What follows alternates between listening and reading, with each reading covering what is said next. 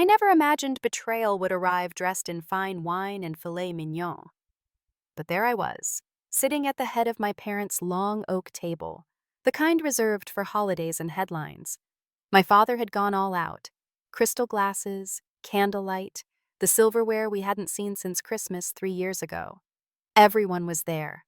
My mom, my younger sister Claire, dressed like she walked off a Vogue cover, her fiancé, a finance bro who hadn't blinked once, our CFO, marketing head, and a few longtime family friends who had invested in the company. Dad stood at the far end of the table swirling a glass of Merlot.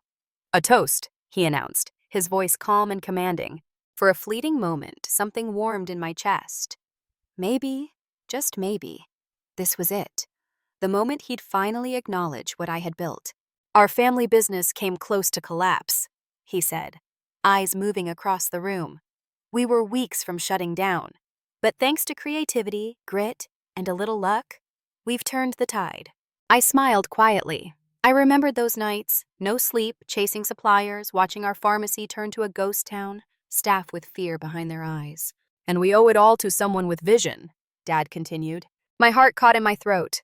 "To Claire," he said, beaming, "our new CEO." Glasses clinked.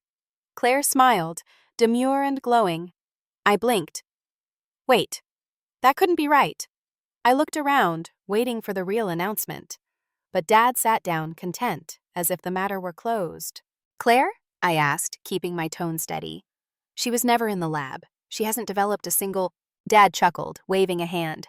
"Sweetheart, you're great with formulas. But leadership? That's presence. Claire has it." Mom gave me the kind of smile you give a toddler who dropped their ice cream. Claire raised her glass toward me, eyes sharp with victory.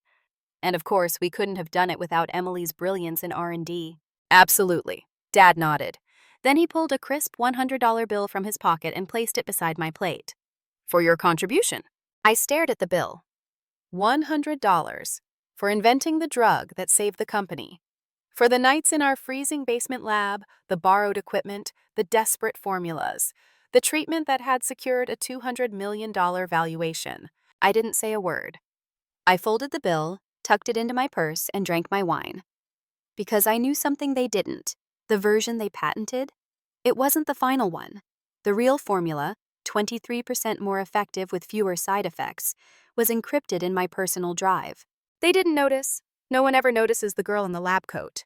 I smiled through dessert. I clapped when Claire gave her speech. A buzzword salad of synergy, global scale, and innovation. It was like a TED Talk written by ChatGPT and funded by Champagne, from corner office to closet cubicle.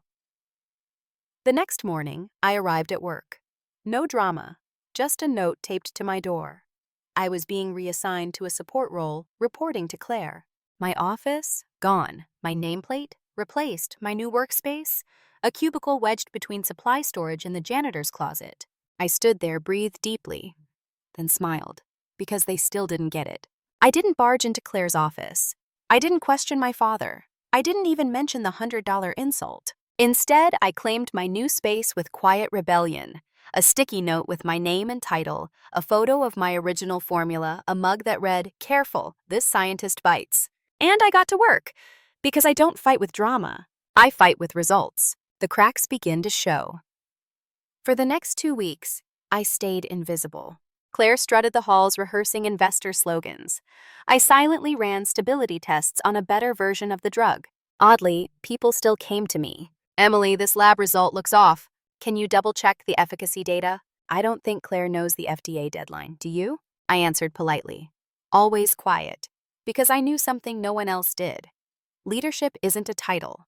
It's what people look for when everything goes wrong. And soon it did. The hospital in New York sent back a shipment. Adverse side effects. Then Boston pulled out entirely. Claire brushed it off as a transport error. But I knew. I had warned them months ago. The original formula was unstable at extreme temperatures. Our lead chemist quit. "I can't work under someone who doesn't understand the compound she's selling," he told me. I didn't argue. I just opened my private drive and pulled up the real formula, the one they didn't know existed. The Quiet Empire. That night, I met with 2 trusted allies. Dr. Harris, my former professor turned consultant, and Raj Patel, a regulatory strategist. Over dinner, I showed them the data. Raj's eyes widened. This isn't just better, it's industry-changing. I nodded. And no, my family has no idea. We planned for hours. I wasn't going to fight Claire. I was going to outbuild her. I formed Call Bios, filed the provisional patent, paid for lab access myself. No shared systems, no corporate fingerprints. Just me and the real cure. Soon after, Evan, a former distributor, reached out. I've been watching Caldwell burn, he said. You're not the type to sit still. I smiled. He was right. I sent him a teaser. No formulas, just results. Within 24 hours, I was in a meeting with angel investors. A week later, I had a $5 million offer. Full control, no family ties. I signed the paperwork in my cubicle, surrounded by flickering lights and stale coffee. The collapse and the rise. Claire tried to hold the company together with PR buzzwords and motivational LinkedIn posts, but science doesn't bend to spin. Without me, the formula pipeline collapsed. A bad batch reached Chicago. Enough side effects to hit the news. Claire panicked. Nora, my former assistant, sent updates by emoji-coded text. Fire, microscope, red flag. Meanwhile, Call Bios was thriving. Government grant secured. Featured in top biotech startups to watch. Preclinical trials were outperforming anything on the market. Then came the licensing deal. Hollander and Bloom announced their exclusive partnership with us, $120 million to distribute Alpha. Caldwell's stock tanked 32%. My phone lit up. Dad, Claire. Emails begging for a conversation. I didn't reply. Then Claire showed up, unannounced, crying. Send her away, I told my assistant. The empire is mine. 2 days later, Caldwell offered to sell. Desperate. Out of options. My terms? Full acquisition, all patents, all assets. But the Caldwell name would vanish. No negotiation. They agreed. 3 months later, the signs came down, quietly. Call Biosolutions. Innovation with integrity. The old systems? Gone. The ego-driven board? Gone. What mattered stayed. The labs, a few loyal scientists. Then one morning they arrived, Dad and Claire. Smaller, humbled. We've lost everything, Dad said. We just want a chance. I let silence answer. You didn't just doubt me, I said. You erased me, and I built this anyway. They left. The ending is mine. A year after the dinner that tried to write me out of my own story, I stood on the rooftop of the company I built. Call Bios had just crossed $320 million in valuation. Our second-generation antiviral was in phase 3 trials. I pulled the old $100 bill from my coat, the one Dad had given me like a participation prize, and ripped it in half. Not in anger, but in closure, because this was never a revenge story. It was a story of becoming. They thought I was just good with formulas. Turns out I'm good with empires too, and I'm just getting started. Let me know if you'd like this turned into a video script, voiceover monologue, or shorter story format.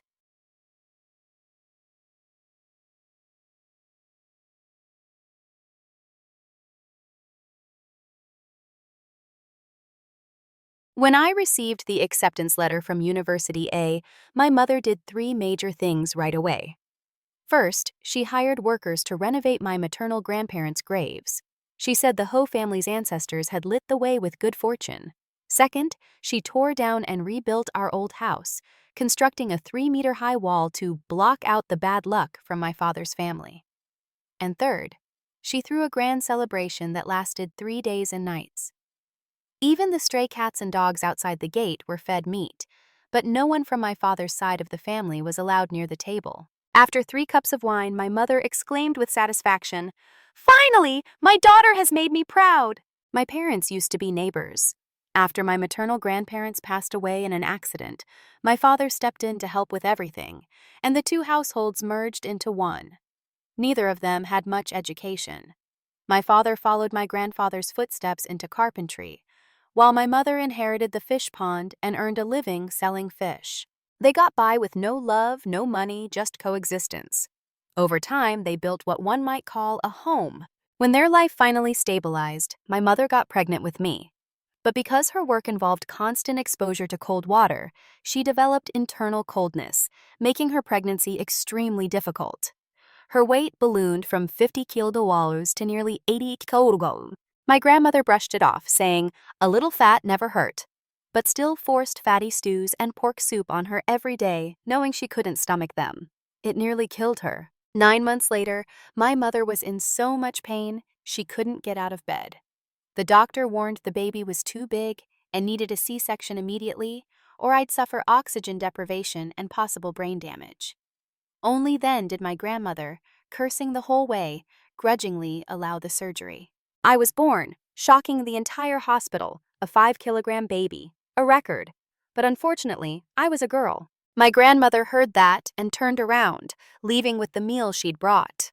My father looked between my legs in disappointment and muttered, "Why is that part missing?" When my mother tells this story, she still can't hold back tears. We were both starving in that hospital room. My mother couldn't produce milk. I couldn't feed.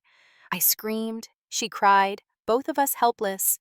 My useless father left us to attend a class reunion and never came back. Had a kind stranger not shared half a bag of baby formula, I might have starved to death on the day I was born. From that moment, my mother knew something was deeply wrong. He left us alone for 3 days. He was never home, always out at a friend's. She became irritable, exhausted, and joyless. Outwardly, she was successful, well-liked, running a decent business. But at home, there was no warmth, no love. She stayed in that marriage out of gratitude, nothing more. And because of me. When I was 8, I fell and split my chin open. My mother called my father in panic. He didn't answer. He had taken the only truck. With no way to get to the hospital, she ran to a neighbor for help. I needed 5 stitches. I screamed in pain once the anesthesia wore off. My mother held me, crying and calling my father non-stop until his phone finally died. The next morning, swollen-eyed, she went to buy me breakfast and said nothing about my father. After she left, a boy stormed into my room and smashed a phone beside my bed. He glared at me. "Still don't get it from last night? Tell Ho Kim Hwa, stop calling him. He's mine now." I whispered. "My mom just wanted him to come see me. I'm in so much pain." He stepped closer. "Don't call him Dad ever again. Call him once, I hit you once, got it? He never wanted you. He's my dad now." I didn't understand. He already had a dad. Why did he want to steal mine? That day, I finally realized my dad had given up on us. And that boy, he was a Mao, my father's love child.